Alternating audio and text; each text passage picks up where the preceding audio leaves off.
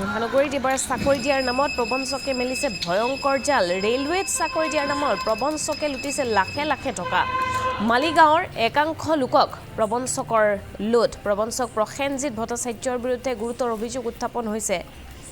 আৰু টকা উভতাই বিচাৰিলে প্ৰবঞ্চকটোৱে ভয় ভাবুকিহে উলুটাই প্ৰদান কৰে ভুক্তভোগীয়ে ধৰি বান্ধি এবাৰ প্ৰবঞ্চক প্ৰসেনজিৎক গতাই দিলে জালুকবাৰী আৰক্ষী কিন্তু কেমেৰাত বন্দী হৈ ৰল প্ৰবঞ্চক প্ৰসেনজিতে কংকালৰ অস্থি নি পূজা কৰোৱাৰ ভয়ংকৰ দৃশ্য অৱশেষত শংকিত হৈ প্ৰসেনজিৎক গতাই দিয়া হয় আৰক্ষীক এই মুহূৰ্তত সম্পক দত্ত আমাৰ সৈতে ফোনযোগে সংযুক্ত হৈছে সম্পক আপোনাৰ পৰা জানিব বিচাৰিছে ব্যক্তিগৰাকী প্ৰকৃতাৰ্থত ক'ৰ হয় কেনেদৰে প্ৰবঞ্চনাৰ জাল মেলিছিল আৰু এটা ভয়ংকৰ দৃশ্য আমি দৰ্শকসকলক দেখুৱাইছো কেনেদৰে কংকালৰ পূজা কৰে এইগৰাকী প্ৰসেনজিতে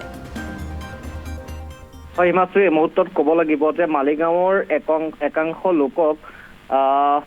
ধন লৈ পেলাই তেওঁলোকে চাকৰি দিয়াৰ নামত এক প্ৰকাৰে ধন লৈছিল আৰু ৰেলৱে বিভাগত চাকৰি দিয়াৰ এক প্ৰকাৰে প্ৰতিশ্ৰুতি দিছিল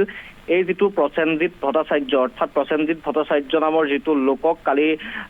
লোকক কালি ধৰি বান্ধি নি পেলাই জালুকবাৰী আৰক্ষীক নিশাৰ ভাগত গতাই দিবলৈ বাধ্য হ'ল মালিগাঁৱৰ একাংশ লোকে প্ৰায় বিভিন্ন লোকৰ পৰা 2,15,000 পৰা আৰম্ভ কৰি প্ৰথমতে এডভান্স পইচা লয় তাৰ পাছত এনেদৰে প্ৰায় 3 পৰা 4-5 লাখ বা 6 লাখ টকালৈকে এই প্ৰসেনজিৎ ভট্টাচাৰ্যই সেই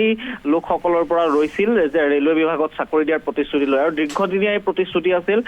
প্ৰায় এনেদৰে তেওঁ গোটেই প্ৰবঞ্চনাৰ জালখন পেলাই বহু লোকৰ পৰা এনেদৰে ধন হৰলুকি কৰিছিল আৰু ধন হৰলুকি কৰাৰ পাছত যেতিয়া ফ্ৰড বুলি গম পোৱা হ'ল মানুহে তেতিয়া ফ্ৰড বুলি গম পোৱাৰ পাছত বা প্ৰবঞ্চক বুলি যেতিয়া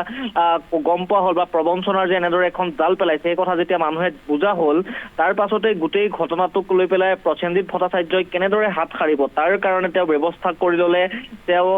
নৰকংকালৰ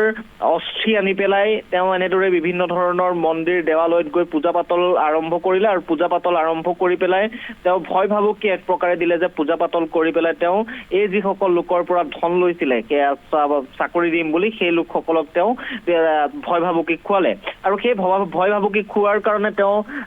পূজা পাতল কৰাৰ ভিডিঅ' আৰু একেটা সময়তে বিভিন্ন ধৰণৰ পূজাৰীৰ লগত কথা পতা বা যিসকলে এই পূজা পাতলখিনিৰ লগত ব্যস্ত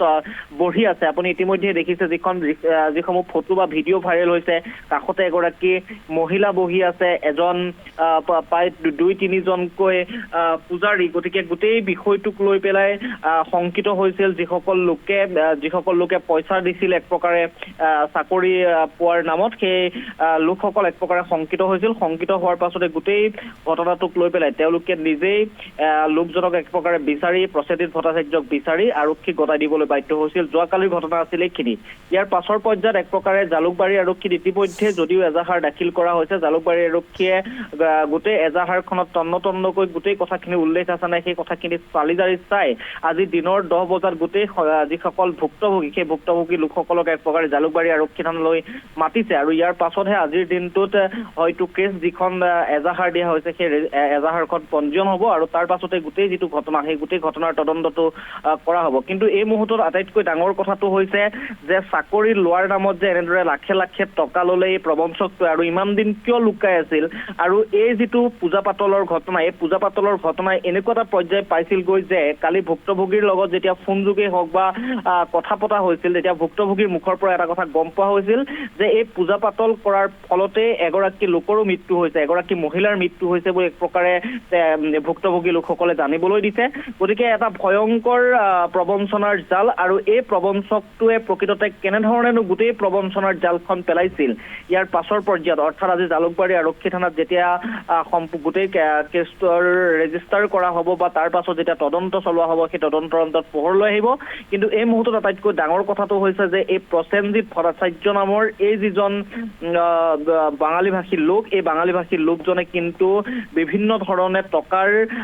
চাকৰি দিয়াৰ নামত অৰ্থাৎ ৰেলৱেৰ চাকৰি দিম বুলি তেওঁলোকক এক প্ৰকাৰে প্ৰলোভন দি পেলাই যে লাখে লাখে টকা লুটি খাইছিলে সেই কথাটো কিন্তু এই মুহূৰ্তত নিশ্চিত হিমাশ্ৰী হয় সম্পক আপোনাক ধন্যবাদ জ্ঞাপন কৰিছো এই মুহূৰ্তত